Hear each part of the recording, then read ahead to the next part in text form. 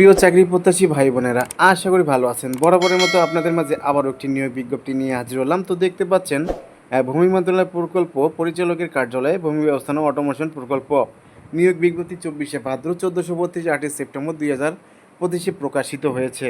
তো প্রিয় চাকরি প্রত্যাশী ভাই বোনেরা, আমাদের চ্যানেল যদি নতুন দর্শক বন্ধু হয়ে থাকেন, অবশ্যই আপনাদের কাছে রিকোয়েস্ট থাকলো অবশ্যই চ্যানেলটিকে সাবস্ক্রাইব করে বেল আইকন বাজিয়ে দিবেন পরবর্তী ভিডিওগুলো সবার আগে পাওয়ার জন্য। আর অবশ্যই ভিডিওতে একটি লাইক করবেন, আপনারা লাইক করলে আমাদের ভিডিও বানাতে উৎসাহ বাড়ে।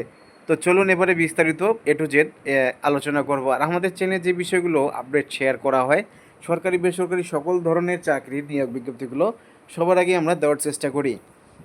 তো চলুন এবারে বিস্তারিত আলোচনা করি। দেখতে পাচ্ছেন ভূমি মন্ত্রণালয়াধীন ভূমি ব্যবস্থাপনা অটোমেশন প্রকল্পের আওতায় ঢাকাস্থ প্রধান কার্যালয় উপজেলা সার্কেল মেট্রো ভূমি অফিস ভূমি সমন্বয় পদায়নের লক্ষ্যে সার্কুলার বেতনে নিম্নে বর্ণিত পদ সমূহের প্রকল্প মেয়াদ জুন 2026 অথবা প্রকল্পের মেয়াদ বৃদ্ধি পেলে মেয়াদকালীন প্রদত্ত অস্থায়ী ভিত্তিতে জনবল নিয়োগের জন্য প্রকৃত বাংলাদেশি নাগরিকদের নিকট হতে অনলাইনে আবেদন আহ্বান করা যাচ্ছে। অনলাইনে ব্যতীত কোনো আবেদনপত্র গ্রহণ করা হবে না।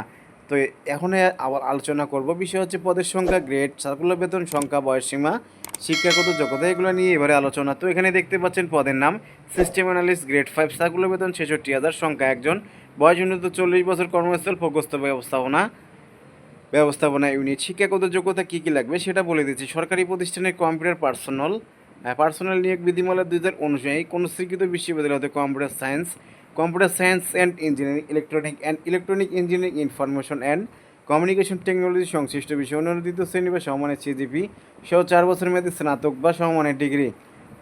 তারপরে দেখতে পাচ্ছেন কোনো সরকারি বেসরকারি স্বাস্থ্যসাথী ও আধা স্বাস্থ্যসাথিত সংবিধিবদ্ধ প্রতিষ্ঠানের সহকারী system analyst, programmer, computer operation supervisor হিসাবেও অন্যান্য 3 বছরের চাকরিজীবী নিয়োগকারী কর্তৃপক্ষ কর্তৃক নির্ধারিত নিয়োগ পদ্ধতি অনুসরণ পূর্বক গ্রহীত পরীক্ষার উত্তীর্ণ এবং সংশ্লিষ্ট সেক্টরে স্বীকৃত কোনো উদ্ভাবন বিশেষ যোগ্যতা হিসেবে বিবেচিত হবে। তারপরে 2 নম্বরে দেখতে পাচ্ছেন প্রোগ্রামার, গ্রেড 6, সার্কুলার বেতন 56,525, সংখ্যা একজন, বয়স 35 বছর, কর্মস্থল প্রকল্প ব্যবস্থাপনা ইউনিট। তো এখানেও বলা আছে সরকারি প্রতিষ্ঠানের কম্পিউটার পার্সোনাল নিয়োগ বিধিমালা 2019 অনুযায়ী কোনো স্বীকৃত বিশ্ববিদ্যালয়তে কম্পিউটার সায়েন্স অ্যান্ড ইঞ্জিনিয়ারিং, ক্যাল and electronics engineering, information and communication technology সংশ্লিষ্ট বিষয় অন্যান্য দ্বিতীয় শ্রেণী বা সমমানের সিজিপিএ সহ 4 বছর মেয়াদী স্নাতক বা সমমানের ডিগ্রি।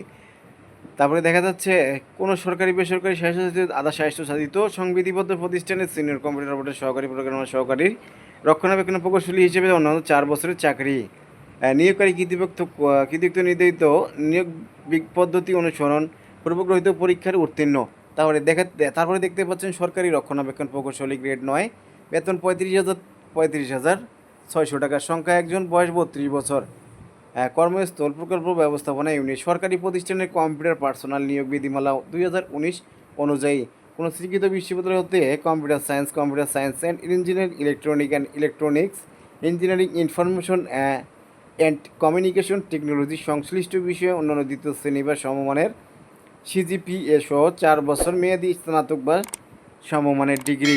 তারপরে দেখা যাচ্ছে নিয়োগকারী কর্তৃপক্ষ নির্ধারিত নিয়োগ পদ্ধতি অনুসরণ গ্রহীত পরীক্ষায় উত্তীর্ণ। তারপর দেখতে পাচ্ছেন প্রশাসনিক কর্মকর্তা, গ্রেড 11, সার্কুলার বেতন 21,700, পদ সংখ্যা একজন, বয়স ন্যূনতম 32 বছর, কর্মস্থল প্রকল্প ব্যবস্থাপনা ইউনিট। বাংলাদেশ সচিবালয় ক্যাডার বহির্ভুক্ত গেজেটেড কর্মকর্তা এবং নন গেজেটেড কর্মচারী নিয়োগ বিধিমালা 2014 সংশোধিত 2020 অনুযায়ী কোনো স্বীকৃত বিশ্ববিদ্যালয়তে স্নাতকোত্তর বা সমমানের ডিগ্রি অথবা দ্বিতীয় শ্রেণীর স্নাতক বা সমমানের ডিগ্রি, কম্পিউটার প্রশিক্ষণপ্রাপ্ত এবং তফসিল 2 অনুযায়ী গৃহীত পরীক্ষায় উত্তীর্ণ, কম্পিউটার ওয়ার্ড প্রসেসিংয়ের অভিজ্ঞতা থাকতে হবে। সংশ্লিষ্ট পদের কাজে অভিজ্ঞতা সম্পন্ন প্রার্থীদের অগ্রাধিকার দেওয়া হবে। তারপরে দেখতে পাচ্ছেন কম্পিউটার অপারেটর, গ্রেড 13, সার্কুলার বেতন 19,300 অথবা 18,200 অথবা 17,650, স্থানভেদের সংখ্যা 120 জন, কম বেশি, বয়স ন্যূনতম 32 বছর, কর্মস্থল উপজেলা সার্কেল মেট্রো ভূমি অফিস। সরকারি প্রতিষ্ঠানের কম্পিউটার পার্সোনাল নিয়োগ বিধিমালা 2019 অনুযায়ী কোনো স্বীকৃত বিশ্ববিদ্যালয়তে বিজ্ঞান বিভাগে স্নাতক বা সমমানের ডিগ্রি এবং তফসিল 2 অনুযায়ী গৃহীত পরীক্ষায় উত্তীর্ণ হওয়ার পাশাপাশি কম্পিউটার মুদ্রার ঘরে প্রতি মিনিটে 25, বাংলায় 25, ইংরেজি 30 শব্দের গতিসহ সংশ্লিষ্ট বিষয়ে স্ট্যান্ডার্ড এভিডেন্স টেস্ট উত্তীর্ণ হতে হবে। সংশ্লিষ্ট পদের কাজে বাস্তব অভিজ্ঞতা সম্পূর্ণ প্রার্থীদের অগ্রাধিকার দেওয়া হবে। এখানে বলা হচ্ছে নিম্নবর্ণিত শর্তাবলী অনুযায়ী আবেদন ফর্ম পূরণ এবং পরীক্ষার অংশগ্রহণ করতে হবে। তো এখানে দেখতে পাচ্ছেন আগ্রহী প্রার্থী ভাই বোনেরা আমার 11/9/2025 খ্রিস্টাব্দ তারিখ সকাল 10টা ওতে 5/10/2025 খ্রিস্টাব্দ তারিখ বিকাল 5টা পর্যন্ত অনলাইনে ওয়েবসাইটে আবেদনপত্র পূরণ করতে পারবেন। তো এখানে দেখতে পাচ্ছেন আর মাত্র 5 দিনের মতো সময় আছে, 5-6 দিনের মতো সময় আছে। আপনারা সরাসরি ডাকযোগে কোনো আবেদনপত্র গ্রহণ করা হবে না, তো অবশ্যই আপনাদের অনলাইনে আবেদন করতে হবে। তো তারপরে দেখতে পাচ্ছেন প্রার্থীর বয়স বিভিন্ন পদের সাথে উল্লিখিত বয়সসীমা। তারপরে দেখতে পাচ্ছেন যদি কোনো প্রার্থী বাংলাদেশ নাগরিক না হন কিংবা বাংলাদেশের নাগরিক নন এমন কোনো ব্যক্তিকে বিয়ে করেন বা বিয়ে করার জন্য প্রতিশ্রুতিবদ্ধ হন কিংবা কোনো ফৌজদারি আদালত কর্তৃক নৈতিক শৃঙ্খলাজনিত অভিযোগ দণ্ডিত হন কিংবা কোনো সরকারি বা স্বায়ত্তশাসিত প্রতিষ্ঠানের স্থানীয় কর্তৃপক্ষের চাকরি হতে বরখাস্ত হয়ে থাকেন তবে তিনি আবেদন করার যোগ্য বিবেচিত হবেন না। তো 3 বললাম, 4-5 বলতেছি না, 7 নম্বরও বলতেছি না। তারপরে আমরা 8 নম্বরে কী আছে সেটা দেখে নিব। তো 8 নম্বরে বলা আছে স্বাস্থ্যবিধি মেনে লিখিত ব্যবহারিক প্রযোজ্য ক্ষেত্রে মৌখিক পরীক্ষায় অংশগ্রহণ করতে হবে। কেবলমাত্র লিখিত ব্যবহারিক প্রযোজ্য ক্ষেত্রে পরীক্ষায় উত্তীর্ণ প্রার্থীরা মৌখিক সাক্ষাৎকারের জন্য যোগ্য বলে বিবেচিত হবেন। এর জন্য কোনো প্রকার টিএডিএ প্রদান করা হবে না। প্রার্থী কর্তৃক প্রদত্ত কোনো তথ্য, দাখিলকৃত কাগজপত্র কোনো ধরনের জাল মিথ্যা বিজ্ঞপ্তি উল্লিখিত নিয়ন্ত্রণযোগ্যের সাথে অসরঞ্জামপূর্ণ তথ্য দিলে কিংবা পরীক্ষার নকল বা অসাধু উপায় অবলম্বন করলে সংশ্লিষ্ট প্রার্থীতে বাতিল করা হবে এবং তার বিরুদ্ধে যথাযথ আইনানুগ ব্যবস্থা গ্রহণ করা হবে। ভুল তথ্য, জাল কাগজপত্র প্রদর্শিত হলে পরীক্ষায় উত্তীর্ণ যে কোনো প্রার্থিতা বাতিল করার ক্ষমতা কর্তৃপক্ষ সংরক্ষণ করেন। কর্তৃপক্ষ কোনো প্রকার কারণ দর্শানো ব্যক্তিকেই নিয়োগযোগ্য পদের সংখ্যা হ্রাস বৃদ্ধি এবং বিজ্ঞপ্তি বাতিল করার প্রত্যাহারের অধিকার সংরক্ষণ করেন। তো 11 নম্বর বললাম না, 11 নম্বরটা হচ্ছে মুক্তিযুদ্ধ বিষয়, তো আপনারা একটু পড়ে নেবেন। তো এখানে দেখতে পাচ্ছেন টেলিটক বাংলাদেশ লিমিটেড কর্তৃক অনলাইনে আবেদন ফর্ম পূরণের নিয়ম করণীয় শর্তাবলী দেওয়া আছে। তো তারপরে বলে দিচ্ছি অনলাইনে আবেদনপত্র পূরণ ও পরীক্ষার ফি জমাদানের শুরু তারিখ 11/9/2025 সকাল 10টায় অলরেডি শুরু হয়ে গেছে। আজকে ধরা মোটামুটি 20 দিনের মতো হয়ে গেল। এখনও যদি কোনো ভাই বোনেরা অবশ্যই আবেদন করার জন্য বসে আছেন তাহলে অনলাইনে আবেদনপত্র পরীক্ষার ফি জমাদানের শেষ তারিখ 5/10/2025 বিকাল 5 ঘটিকা। আর 5 দিনের মতো সময় আছে। অবশ্যই উক্ত সময়সীমার মধ্যে উইজারাটি প্রার্থীগণ অনলাইনে আবেদনপত্র সাবমিটের সময় থেকে পরবর্তী 72 ঘন্টার মধ্যে SMS-এর মাধ্যমে পরীক্ষার ফি জমা দিবেন। আশা করি বুঝতে পেরেছেন। তারপরে দেখতে পাচ্ছেন অনলাইনে আবেদনপত্রের প্রার্থীর স্বাক্ষর কত লাগে অবশ্যই এখানে বলা আছে। সুন্দরভাবে আপনারা এটা কমপ্লিট করে নেবেন। অবশ্যই সব কিছু সঠিকভাবে পূরণ করলে অবশ্যই চাকরি হবে। SMS পূরণের নিয়মাবলী, পরীক্ষার ফি প্রদান, অনলাইনে আবেদনপত্র অ্যাপ্লিকেশন যথাযথ পূরণ করে নির্দেশনা মতো ছবি এবং স্বাক্ষর আপলোড করে আবেদনপত্র সাবমিট করা সম্পন্ন হলে কম্পিউটার ছবি সহ অ্যাপ্লিকেশন প্রিভিউ দেখা যাবে।